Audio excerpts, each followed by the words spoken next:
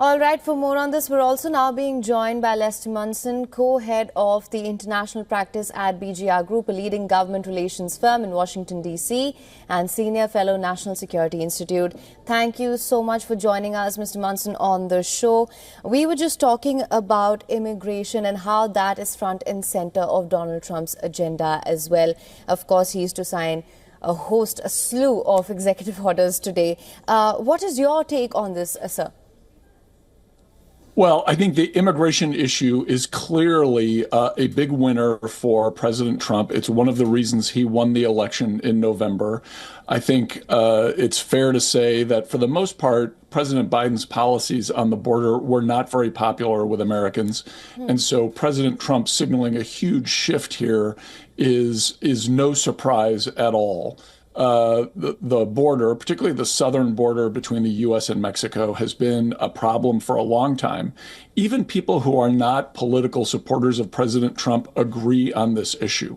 And so I think this is something that was widely expected, is largely welcomed by the American people. And a lot of it, frankly, is common sense reforms that needed to happen. Right, Mr. Munson. Now, there were some points that Ms. Dragomir made that I wish to discuss with you as well.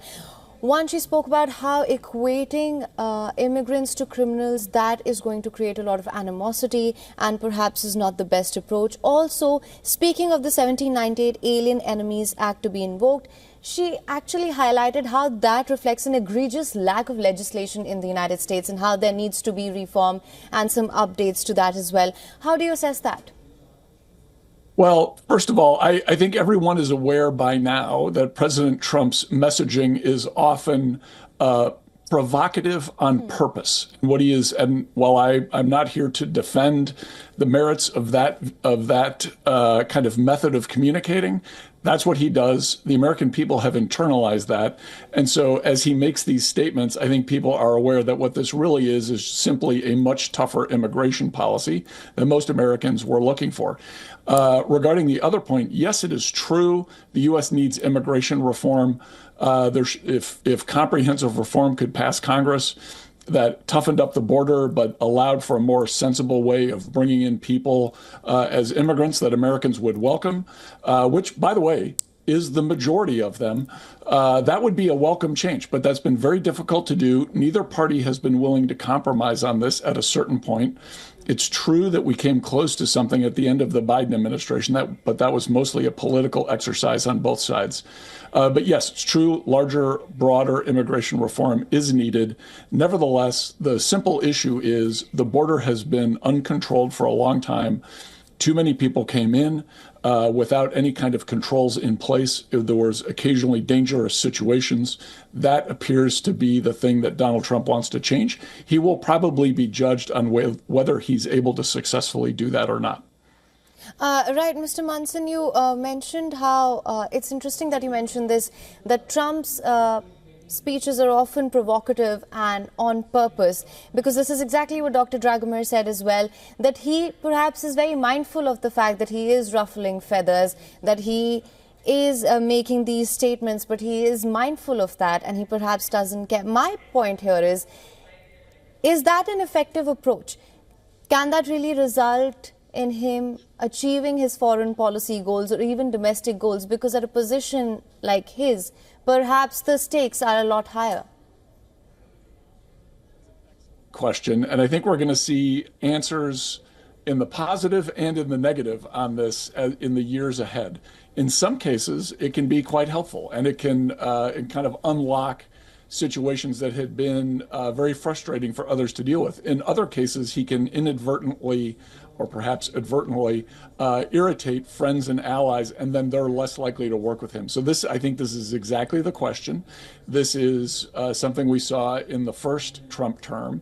It's one of the reasons that I would argue that despite his amazing political instincts and abilities, he still has not really achieved a huge landslide in the American political system. Yes, he won the Electoral College and the popular vote in November, and it was a clear victory, but it was not the landslide that some people described.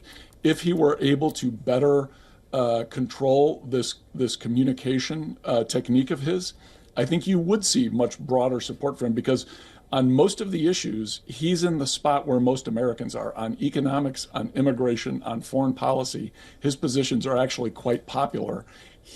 In a way, he's not as popular as his positions are. So I think this question of how he communicates is very much a material one, and we'll see if it evolves over his 4 years in office. Right. Mr. Monson, do stay on with us. We are getting some live visuals from the Capitol Hill right now, just to let our viewers know that these are the live visuals that we're getting right now from the Capitol Hill. The parade and military review that is happening right now. Trump and Vice President Vance will review military troops during the pass and review event. As you can see, these are the live visuals that we're getting at the moment. Mr. Monson, coming back to you.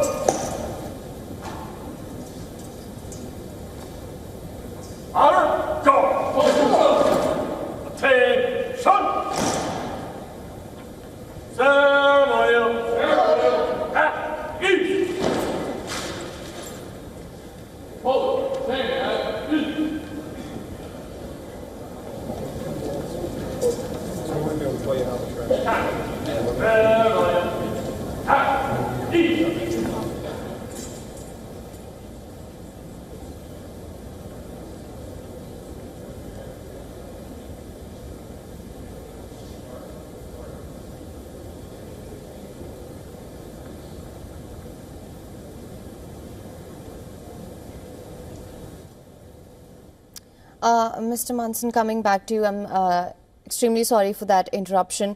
I wanted to talk to you about something that one of our previous experts said as well. We were joined by Dr. Kapchan earlier, who spoke about how there were a lot of dark, negative undertones in Trump's inaugural address. It really didn't inspire much hope or confidence. Do you assess that to be true? Or again, will you stick to the what you said earlier, that he was perhaps being provocative on purpose? Well, to be perfectly honest, I think he overstates a lot of these allegedly dark things about the United States of America. I think America is actually in pretty terrific shape already. We have the most robust economy in the world. Our people have freedoms that I think people in other countries would envy. There are opportunities galore for the American people, no matter who is president. But on both sides in this country, and yes, I am both siding this issue, politicians like to say that when the other party is in charge, that things are dark and things are terrible and things are awful. President Trump does that. President Biden did that. Democrats are saying that about President Trump right now. President Trump will say it about President Biden's term that just ended this morning. So I tend to look at all of it with a grain of salt. The real issue here is what he does for the economy in particular, what he does on the immigration and foreign policy issues also. But it's really the economy that is the most significant factor here, because if the United States can maintain strong economic growth without any inflationary pressures, President Trump will be seen as having a very successful time in office. And if that doesn't happen, there'll be a lot of questions about his performance. So at the end of the day, I think the things that really matter are the policies, the impact on the economy, and the impact on foreign policy around the world, including, some really difficult questions in Ukraine, in Gaza, and with respect to the relationship with China. There are some very difficult issues facing the president. I think he'll be judged on those as well. Absolutely. Of course, he has made some bold promises, and perhaps these are just caricatures, as you mentioned, that he is drawing with his words here. But we have heard his comments on Greenland, Panama Canal, renaming Gulf of Mexico. We were speaking to our correspondent earlier, and she was talking about how renaming places and landmarks, it's not an uncommon practice. However, the fact that they are said in such a manner and put forth in such a manner, perhaps that draws the ire of opponents and allies alike. That being said, there appears to be a lot of strain when it comes to relations with Mexico, Canada, China. How do you assess that? Well, I think there are already tensions in those relationships, right? The U.S. has a huge trading relationship with Mexico. There are definitely issues in the bilateral relationship, no matter who the U.S. president is. Crime in Mexico, an anti-business approach from different governments in that country. In Canada, there are some real trade disputes, even though the U.S. and Canada are the closest of allies, and we fight together in almost every war. So every relationship has some issues, and I'm not necessarily defending the way President Trump talks about them, but those are real things. In the relationship with China, if anything, President Trump has signaled a willingness to have a more collaborative effort than President Biden did. President Trump invited Xi Jinping to his inauguration. In fact, it was the vice premier of China who came, or at least was planning to come. I didn't see him in the crowd. But that's a real effort by President Trump to try to find a way forward in the bilateral relationship with China, which has huge impacts for every country in the world, including India and many others. So again, we need to look past some of the rhetoric and see the real issues there and what's going to happen in the actual relationship. Not get too distracted by the words he's actually using and what tempers may get flared up one way or the other. It's the tough part here is to try to focus on the things that actually matter. And I recognize that here on Inauguration Day, where there's a lot of pomp and circumstance, and you guys are showing these terrific videos that are going on in the Capitol right now. There's a lot of symbolism. There's a lot of messaging. The real important thing are how these issues are handled in the days ahead.